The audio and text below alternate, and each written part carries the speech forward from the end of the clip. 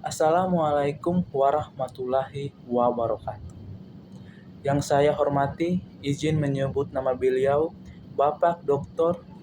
Roni Lukung, SPD MSc, selaku dosen pengampu mata kuliah Pancasila. Perkenalkan, nama saya Ferlika Tampilang. Saya dari kelas F, NIM 09 2014 25159 dari jurusan akuntansi. Pada kesempatan ini, saya akan menjelaskan materi mata kuliah Pancasila dengan tema radikalisme dan terorisme sebagai tantangan terhadap nilai-nilai Pancasila. Tema ini sangat penting untuk kita bahas bersama karena saat ini kita hidup di era globalisasi dan digitalisasi, di mana informasi dapat dengan mudah kita akses melalui internet dan media sosial. Hampir setiap hari kita melihat berbagai berita, opini, dan pandangan yang beragam. Namun tidak semua informasi tersebut bersifat positif. Ada juga paham-paham yang bersifat ekstrem dan juga bertentangan dengan nilai kebangsaan. Jika informasi tersebut tidak kita saring dengan baik, maka dapat mempengaruhi cara berpikir dan sikap kita, khususnya sebagai generasi muda dan mahasiswa. Oleh karena itu, melalui video ini saya akan menjelaskan apa yang dimaksud dengan radikalisme dan terorisme, bagaimana kaitannya dengan Pancasila, serta bagaimana peran kita sebagai mahasiswa dalam mencegah berkembangnya paham tersebut. Untuk memulai pembahasan tersebut, pertama-tama saya akan menjelaskan mengenai radikalisme. Radikalisme adalah paham atau ideologi yang menginginkan perubahan secara cepat, ekstrem, dan mendesak, bahkan sampai mengabaikan aturan hukum, norma sosial, serta nilai kemanusiaan. Perlu dipahami, radikalisme bukan hanya soal perbedaan pendapat. Perbedaan pendapat adalah hal yang wajar dalam kehidupan demokrasi. Radikalisme lebih kepada sikap yang tidak mau menerima perbedaan dan cenderung memaksakan kehendak kepada orang lain. Dalam kehidupan sehari-hari, radikalisme seringkali tidak langsung terlihat dalam bentuk kekerasan. Radikalisme biasanya dimulai dengan cara berpikir. Misalnya, ada seseorang menolak berteman, menolak bekerja sama, atau menolak berdiskusi dengan orang lain hanya karena perbedaan pandangan, agama, organisasi, atau politik. Di media sosial, sikap radikalisme terlihat dari berbagai komentar bernada kebencian, penghakiman, dan penghinaan. Ada orang yang dengan mudah melabeli pihak lain sebagai salah, sesat, atau musuh tanpa mau mendengarkan penjelasan lebih lanjut. Agar pemahaman kita tidak keliru, perlu saya tekankan bahwa radikalisme berbeda dengan perbedaan pendapat. Nah, termasuk pada ciri utama radikalisme adalah intoleransi kelompok atau individu. Radikal biasanya merasa bahwa pandangannya adalah satu-satunya kebenaran, akibatnya mereka menutup diri terhadap dialog dan menolak hidup berdampingan dalam perbedaan. Radikalisme tidak muncul secara tiba-tiba. Ada beberapa faktor penyebabnya, salah satunya adalah pemahaman agama atau ideologi yang sempit. Ketika seseorang memahami ajaran tertentu secara parsial dan tidak utuh, maka akan muncul sikap fanatik yang berlebihan. Selain itu, faktor ketidakadilan sosial dan ekonomi juga berpengaruh ketika seseorang merasa tidak diperlakukan adil, tidak mendapatkan kesempatan yang sama, atau mengalami kesulitan hidup, maka ia menjadi lebih mudah dipengaruhi oleh ajakan yang menjanjikan perubahan instan. Media sosial juga memiliki peran besar dalam penyebaran radikalisme. Algoritma media sosial cenderung menampilkan konten yang bersifat provokatif, maka tanpa disadari, cara berpikirnya dan menjadi semakin ekstrem. Jika kita kaitan dengan Pancasila, radikalisme jelas bertentangan dengan nilai-nilai Pancasila. Pada sila pertama, Pancasila mengajarkan toleransi dan saling menghormati antar umat beragama. Radikalisme justru memaksakan satu tafsir tertentu dan menolak perbedaan.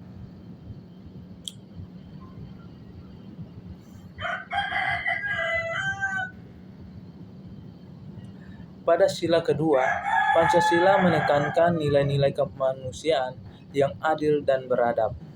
Radikalisme seringkali mengabaikan nilai kemanusiaan dengan merendahkan kelompok lain.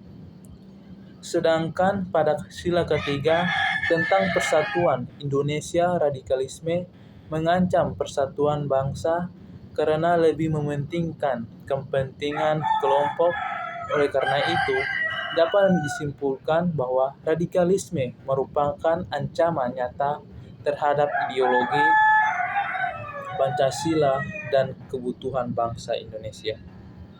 Nah, di sini kita masuk pada radikalisme yang tidak ditangani dengan baik dan dibiarkan berkembang dalam jangka panjang dan berujung pada tindakan yang berbahaya, yaitu terorisme. Nah, pengertian terorisme adalah tindakan kekerasan yang dilakukan secara sengaja dan terorganisir untuk menimbulkan rasa takut di tengah masyarakat dengan tujuan ideologis, politik, dan keagamaan. Tindakan terorisme biasanya menyasar masyarakat sipil yang tidak bersalah. Dampaknya tidak hanya korban jiwa, tetapi juga trauma psikologis, rasa takut, dan ketidakamanan di tengah masyarakat. Dalam sila kedua Pancasila ditegaskan bahwa setiap manusia memiliki hak untuk hidup dan diperlakukan secara adil dan beradab.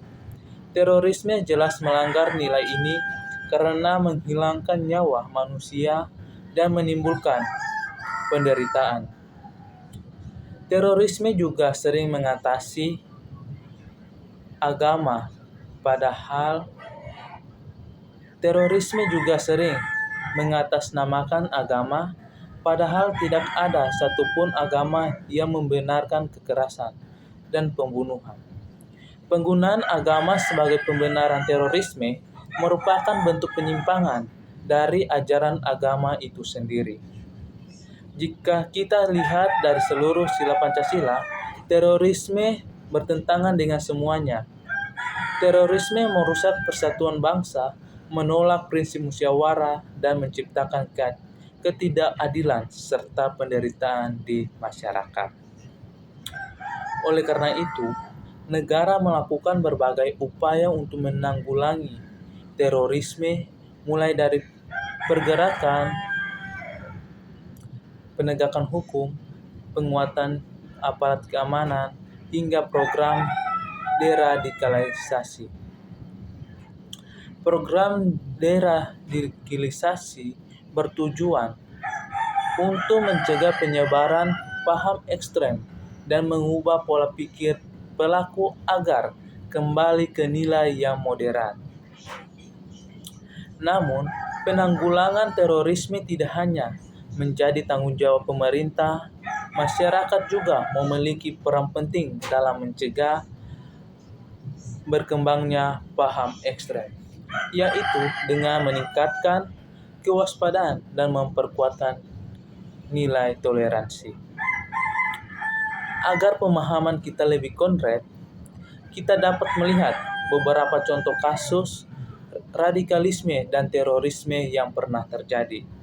Nah, contohnya di Indonesia, terdapat beberapa kasus terorisme yang dilakukan dengan mengatasnamakan agama. Aksi-aksi tersebut menimbulkan korban jiwa, merusak fasilitas umum, serta menciptakan rasa takut di tengah masyarakat. Padahal, tindakan tersebut sama sekali tidak mencerminkan nilai-nilai agama maupun nilai-nilai Pancasila. Selain itu, radikalisme juga dapat terlihat dalam konflik sosial yang dipicu oleh ajaran kebencian, hoaks, dan provokasi di media sosial. Konflik yang awalnya hanya perbedaan pendapat dapat berkembang menjadi pemecahan apabila tidak disikapi dengan bijak. Dari contoh-contoh tersebut, dapat kita pahami bahwa radikalisme dan terorisme membawa dampak yang sangat merugikan baik bagi individu, masyarakat, maupun negara. Nah, kita masuk pada materi selanjutnya, yaitu peran mahasiswa dan Pancasila. Pancasila memiliki peran yang sangat penting sebagai dasar negara dan pedoman hidup berbangsa dan bernegara.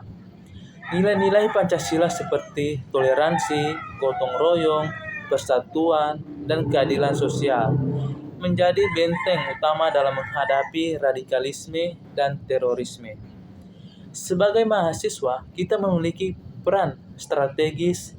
Mahasiswa adalah generasi terdidik yang diharapkan mampu berpikir kritis, rasional, dan bertanggung jawab. Mahasiswa harus mampu menyaring informasi yang diterima, terutama dari media sosial.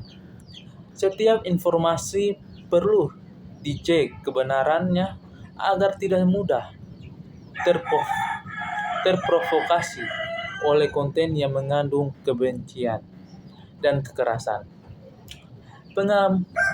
Pengamalan Pancasila dapat dimulai dari hal-hal sederhana, seperti menghargai perbedaan pendapat di lingkungan kampus, tidak memaksakan kehendak, serta menyelesaikan masalah melalui dialog dan musyawarah. Dengan sikap tersebut, mahasiswa dapat menjadi agen perubahan yang membawa nilai persatuan, kedamaian, dan keadilan dalam kehidupan bermasyarakat. Pencegahan radikalisme dan terorisme harus dilakukan secara menyeluruh dan berkelanjutnya. Salah satunya cara paling efektif adalah melalui penguatan nilai-nilai Pancasila. Pertama, pendidikan Pancasila harus dipahami tidak hanya sebagai mata kuliah, tetapi sebagai nilai hidup yang diamalkan dalam seharian. Nilai toleransi, keadilan, dan persatuan harus tercermin dalam sikap dan perilaku kita. Kedua, dialog antara kelompok perlu terus dikembangkan. Dialog yang terbuka dan saling menghargai dapat mencegah kesalahpahaman serta mengurangi sikap saling curiga. Ketiga, literasi digital juga menjadi kunci penting. Mahasiswa perlu memiliki kemampuan untuk memilah informasi mengenai hoaks serta tidak mudah terprovokasi oleh narasi yang bersifat ekstrem. Dengan langkah-langkah tersebut, paham radikal dan mencegah sejak dini sebelum berkembang menjadi tindakan yang membahayakan. Demikianlah pembahasan saya. Selanjutnya saya akan menyampaikan kesimpulan dari materi yang saya bahas tadi. Nah, sebagai kesimpulannya adalah radikalisme dan terorisme merupakan ancaman serius dari keutuhan negara, kesatuan Republik Indonesia, dan bertentangan secara mendasar dengan nilai-nilai Pancasila. Oleh karena itu, penguatan dan pengamalan Pancasila harus terus dilakukan oleh seluruh elemen bangsa, khususnya mahasiswa sebagai generasi muda. Dengan menjadikan Pancasila sebagai pedoman hidup, kita dapat menolak paham radikal dan mewujudkan kehidupan berbangsa yang damai, adil, dan martabat. Nah, demikianlah kesimpulan dari materi yang telah saya sampaikan. Terima kasih atas perhatian dari Bapak atau Ibu dosen dan teman-teman yang saya banggakan. Mohon maaf apabila terdapat kekurangan atau salah kata. Terima kasih. Wassalamualaikum warahmatullahi wabarakatuh.